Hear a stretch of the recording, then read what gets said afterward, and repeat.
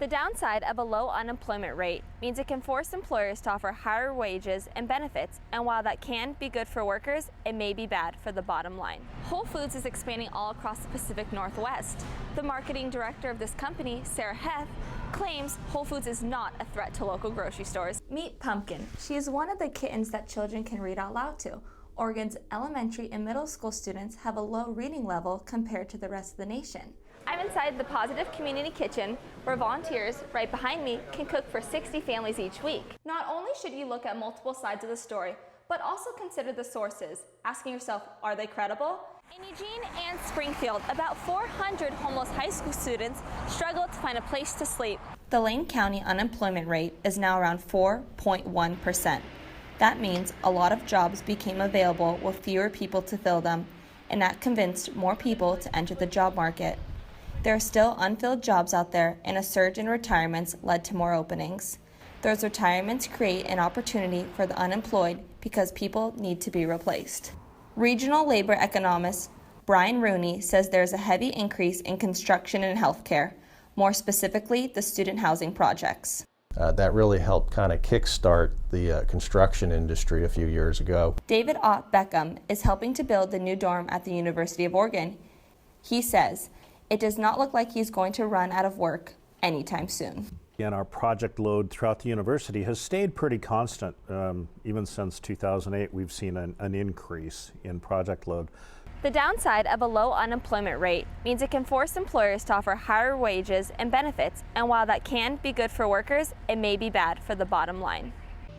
Rooney explains that Oregon's economy is setting the bar across the country. For the past couple of years, Oregon's economy has been growing faster in terms of jobs than most other states in the nation. Reporting for Oregon News, I'm Hannah Vitrano. This organization started in 2013, and every Monday and Tuesday, teenagers and adults volunteer to cook nutritious meals. The food is packed up, and delivery angels transport the food on Tuesdays to the homes of people needing meals. Delivery angel Dorothy Abelson has been involved for 2 years. She brings meals to 5 families each week. I'm giving back in a way that really familiarizes me with, firsthand with people's struggles. The meals include 2 soups, a salad, 2 entrees, and a dessert that can feed a whole family. I'm inside the Positive Community Kitchen, where volunteers right behind me can cook for 60 families each week. The kitchen is funded through donations from the community and also fundraising. The head chef, Cody Fuqua, talks about the reward of helping the community. Knowing that the people that get the food, whether they're healed or not, I mean, that's of course the intent, but just to know that they don't, that's one less worry on their plate. Abelson says eventually she will have an illness, but learns from the people she helps. And I compare myself to, I wonder about, how I will respond, whether as bravely as these people are. Hannah Vitrano, Oregon News. Phone scams are increasing and people are losing lots of money.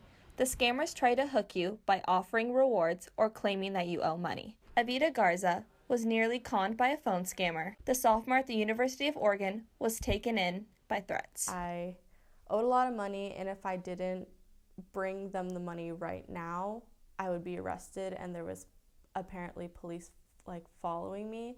The scammer told Garza to put $200 on iTunes gift cards, then drop it off at a specific address. She was in the store and about to buy the cards when she decided to check out the demand further and discovered she was being targeted. Debbie Janacek is the acting supervisor for the Crime Prevention Unit at the Eugene Police Department. She says people should always report a scam. We know it's an underreported crime, and there tends to be a little bit of an embarrassment around that, and people have lost a lot of money. Janacek says her best advice is for people to stop, think, and check it out. The police department says red flags involve demanding forms of payment through untraceable means, such as iTunes, Amazon, and reloadable gift cards. Garza says she wants everyone to know enough to avoid her stress. Because it's very easy for them, for a student like me, to listen and actually hand over your money. Reporting for Oregon News, I'm Hannah Vitrano. Attorney General Jeff Sessions will testify before the Senate Intelligence Committee tomorrow about issues related to the Russians' interference in the 2016 election.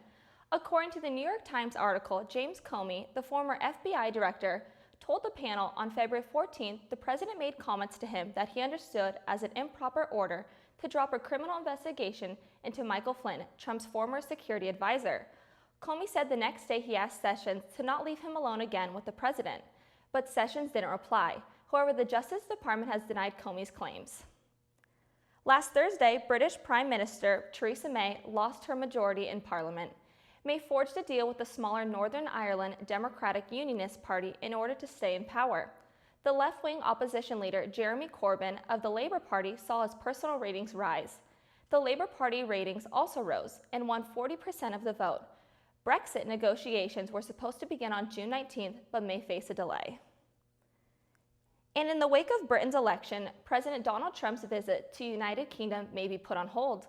According to The Guardian, President Trump told Prime Minister Theresa May that he does not want to visit until the British public supports him coming. A spokeswoman from the Prime Minister's office declined to comment. The White House stated, quote, that subject never came up on the call. However, the White House says that they will not say when President Trump plans to go to the UK. But it'll be mostly sunny on Saturday with temperatures in the low 60s. On Sunday, it'll be partially cloudy with highs in the 60s and lows in the 40s.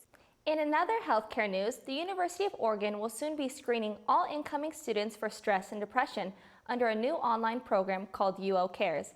Freshmen and transfer students will be screened. Jasmine Cookson reports. The rally held here at the University of Oregon is only one of the several anti-Trump protests on college campuses across the country. In 1997, the city of Eugene shut down access to Skinner's Butte due to vandalism and lack of funds. Wiley was upset about the butte being closed and promised the Rotary Club would maintain and support the butte. As of last year, 917 different hate groups had been identified in the U.S. 11 of them are in Oregon.